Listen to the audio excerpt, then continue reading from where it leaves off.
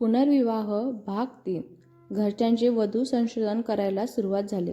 इकडे आदित्याच्या डोळ्यात मात्र विचारांचे काहूल माजले होते की मी कसं काय लग्नाला हो बोललो. मी नाही परत या सगळ्यांचा विचार करू शकत. माझ्या आयुष्यात मी एकाच व्यक्तीवर प्रेम केले, ते पण माझ्या नशिबात नव्हते. आणि कधी नव्हे ते आज त्याने आयुष्यात व्यसनाचा आधार घेतला होता. घरी जाताना तो ड्रिंक करून घरी गेला. रोजच त्याला उशीर होत असे, पण आज जरा जास्तच उशिरा तो घरी आला होता. त्याचेही रूप घरच्यांना नवीनच होते. आईला त्याला असे बघून खूप वाईट वाटले, पण त्या काहीच बोलल्या नाही. वरदने त्याला खोलीमध्ये नेऊन झोपवले. वरद म्हणाला, आई तू टेन्शन घेऊ नकोस, असे सांगून तोही झोपायला निघून गेला. नाही म्हटलं तरी वरद अजून लहानच होता. अजूनही त्याचं शिक्षण सुरूच होतं, पण फार कमी वयात त्याच्यावर घरच्यांच्या सगळ्यांना सांभाळायची जबाबदारी येऊन पडल्यामुळं तो जरा विचाराने व वागण्याने सक्त झाला होता. किंबहुना परिस्थितीने त्याला तसे बनवायला भागच पाडले होते. एरवी सतत दादा दादा, हे असं ते तसं, मला हे हवंय ते नको, असे करून आदित्याला त्रास देणारा वरद आज त्याच्या मोठ्या भावाचा दादा बनला होता. रात्रीची नशा उतरल्यानंतर आदित्यला जाग आली होती. तेव्हा त्याला कळालं की त्याने रात्री काय केलं ते. त्याला खूप ओळखल्यासारखं वाटत होतं. आईसमोर जायची सुद्धा लाज वाटत होती त्याला. इकडं आदित्यच्या आईसुद्धा रात्रभर जाग्याच होत्या. त्यांना झोपच येत नव्हती. आदित्य उठला हे जाणवल्यानंतर त्यांनी उठून त्याला लिंबू पाणी दिले, परंतु एकही अक्षर न बोलता आपल्या खोलीमध्ये निघून गेल्या. आदित्यला स्वतःचाच खूप राग येत होता, पण कसंही करून आईची माफी तर मागावीच लागणार होती ना. तो आधी फ्रेश झाला आणि मग आईच्या खोलीत जाऊन तिच्या मांडीवर डोकं ठेवून आदित्य म्हणाला, आई प्लीज मला माफ कर गं. यापुढं मी असा कधीच वागणार नाही की ज्यामुळं तुला त्रास होईल. ही माझी दुसरी आणि शेवटची चूक असेल. पहिली चूक म्हणजे राधिकासोबत केलेलं लग्न, असं आदित्यचं म्हणणं होतं. यापुढं तू जे बोलशील ते मी करेल, पण तू अशी दुःखी राहू नकोस गं. माझ्यावर रागाव, मला मार, पण मी तुझा अबोला सहन करू शकत नाही गं. असे बोलून तो हसपून हसपून रडत होता. शेवटी आई ती आईच असते ना, मुलाच्या प्रेमापोटी माफ करणारच ना. पण त्याही स्थितीत त्या खंबीरच राहिल्या. त्याला थोपटत आई म्हणाली, खरंच का? मी जे बोलणार तू तेच करणार का? आदित्यसुद्धा भावनेच्या भरात बोलून गेला, हो आई, तू सांगणार तेच मी करणार आता. मग त्याची आई त्याला बोलली की मी जी मुलगी पसंत करणार तू तिच्याशीच लग्न कर असं मला तरी वाटतं. आदित्य जागेवरच स्तब्ध झाला. त्याला बोलायचं होतं की आई हे सोडून काही पण सांग, पण तो शब्द देऊन बसला होता. त्यामुळं त्याला ते मान्य करावंच लागलं, कारण त्याला अजून आईला दुःख द्यायचं नव्हतं. आदित्य आईचा निरोप घेऊन ऑफिसला निघून गेला. इकडे आदित्य लग्नाला तयार असल्याचं कुटुंबात सगळ्यांना कळालेलंच होतं. त्यामुळं सगळे खूप आनंदात होते आणि अजून जोशातच मुली बघायच्या कामाला लागलेले होते. लवकरच आदित्यच्या घरच्यांना त्याच्या मनासारख्या मुलीचे स्थळ सांगून आले. वेळ न दवडता येत्या रविवारी मुलगी बघायचा कार्यक्रम त्यांनी ठरवला होता. आदित्यला या कशातच इंटरेस्ट नव्हता. तो फक्त एक निर्जीव रोबोटसारखा यंत्रवत सगळं बघत होता.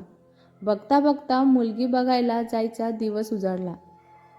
आदित्यने घरच्यांना आधीच सांगितलेले होते की माझा डिवोर्स झालेलाच आहे आणि हे माझं दुसरं लग्न आहे.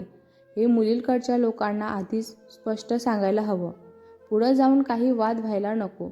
घरच्यांनी त्याची अटसुद्धा मान्य केली. 2 तासाच्या अंतरावरच मुलीचे गाव होते. मामा, मावशी, काका, मावशींचे जावई व मुलगी, वरद आणि अर्थातच आदित्य घरच्यांच्या गाडीने निघाले होते. मुलीचे घराणे विश्वास सांगळे, एकेकाळीचे प्रसिद्ध आमदार यांच्या धाकट्या मुलीच्या म्हणजे दीपक सांगळे यांच्या मुलीचं स्थळ आदित्यसाठी सांगून आले होते. काही कारणावास्तव मुलीचा फोटो आदित्य या घराण्यांना बघायला मिळालेलाच नव्हता. ते थेट घराणे बघूनच मुलगी बघायला आलेले होते. पाहुणे आले, औपचारिकता भेट झाली. पाहुण्यांचा चहा पाणी मानसन्मान चांगल्या पद्धतीने चाललेलाच होता. घरात सुबत्ता दिसून येत होती. घरही नीटनेटके व सुंदर होते.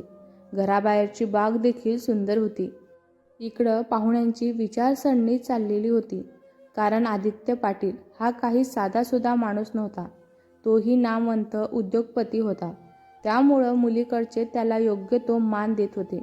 इतक्या मोठ्या आणि श्रीमंत परिवाराचं स्थळ आपल्या मुलीसाठी सांगून आले म्हणून दीपक व त्यांची पत्नी सुनंदा खूप खुश होते. वरच्या खोलीत त्यांची मोठी मुलगी पालवी नटून थटून तयार होऊन बसली होती. खालचे आवाज तिच्या कानांवर येत होते. त्या गोष्टीने देखील ती लाजतच होती. मध्येच तिच्या मनात भीती हुरहुर दाटून येत होती. पहिल्यांदाच कुणीतरी बघायला येणं ही भावना वेगळीच असते ना. त्यात तो येणारा मुलगा कोण कसा असेल त्याचे तिला कुतूहल वेगळंच होतं. इकडं खाली गप्पा रंगत आलेल्याच होत्या. गप्पाच्या ओघात कुणीतरी आता मुलीला घेऊन या असे बोललेच होते. तितक्यातच अचानक आदित्य उठला आणि बोलू लागला. मुलीला बोलायच्या आधी, मला तुम्हाला काहीतरी सांगायचं आहे आणि ते खूप महत्त्वाचं आहे. सगळे त्याच्याकडे बघत होते. त्याने बोलायला सुरुवात केली की तुम्हाला मला अंधारात ठेवायचं नाही आहे. असे म्हणून त्याने माझ्या आधी डिवोर्स झालेला आहे व हे माझे दुसरे लग्न आहे. हे तुम्हाला मान्य असेल तरच तुम्ही मुलगी दाखवा, अन्यथा नकार कळवला तरी चालेल. असे बोलून सोफ्यावर बसला होता. आदित्यच्या घरच्यांना या गोष्टीची कल्पना होतीच, त्यामुळे ते शांत बसलेले होते. परंतु आदित्यच्या या वाक्याने मुलीच्या आईवडिलांच्या पायाखालची जमीन मात्र सरकलीच. आपण आपल्या मुलीसाठी काय स्वप्न बघितले होते आणि काय झाले? मुख्यत्वे सुनंदाताईच्या स्वप्नाचा चुराडा झाला होता. कारण त्या पैसा, प्रसिद्धी यासाठी खूप लोभी होत्या. दीपकरावांनी आम्ही आलेलो आहोत असे म्हणत सुनंदाताईंना घेऊन आतल्या खोलीत गेले. दीपक म्हणाला, आता काय करायचं हा विचार करू लागले. एका डिवोर्सवाल्या मुलाला आपली मुलगी देणे त्यांना पसंत पडत नव्हते. पण मुलाला नकार देऊन त्याची प्रतिमा वाईट होणारच होती. कारण काहीही असले तरी नाचक्की मुलीचीच होते असे समजणारा तो काळ होता. त्यामुळं दोघांनाही काहीच कळत नव्हते. शेवटी दुष्ट स्वभावाच्या सुनंदाबाईने एक खेळ खेळली. तिने आपल्या नवऱ्याला सांगितले की तुम्ही बाहेर जाऊन बसा, मी मुलीला घेऊन येते. दीपकराव काही बोलणारच. तितक्यातच सुनंदाबाईने त्यांना ऑर्डर दिली की तुम्ही जा म्हणून. तिकडे पाहुणे खोळंबलेलेच होते. तसाही घरात त्यांचं राज्य होतं ना. दीपकरावांना मात्र सुनंदाच्या डोक्यात काय चाललं याचा अंदाज येतच नव्हता. तरीही ते पाहुण्यांमध्ये येऊन बसले. तसं बघायला गेलं तर आदित्यमध्ये खोट काढावं असं काहीच नव्हतं. मुलगी दिली तरी त्या घरी सुखीच राहील असाच विचार त्यांच्या डोक्यात आला. त्यामुळं ते सुखावले. पण तरीही डिवोर्स झालेल्या व्यक्तीला आपली मुलगी देणे त्यांच्या बुद्धीला काही पटत नव्हतं. थोड्याच वेळात सुनंदाताई एका मुलीला घेऊन आल्या. तिच्या हातात चहाच्या प्लेट्स होत्या. ती येताच सगळ्यांच्या नजरा तिच्याकडेच वळल्या. एकदम शालीन, दिसायला अतिशय सुंदर होती. अगदी साधी साडी घातलेली होती आणि गळ्यात एक साधी चेन, हातात 2 बांगड्या, कपाळांवर टिकली आणि लांब सडक केसांची घातलेली वेणी. चेहऱ्यांवर कुठलीही रंगरंगोटी न करता उजळणारा तो चेहरा. सगळे अवाक होऊन बघतच राहिले तिला.